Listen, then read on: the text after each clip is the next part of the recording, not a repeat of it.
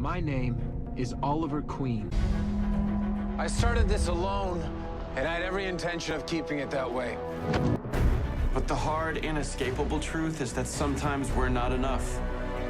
Sometimes the world needs a team.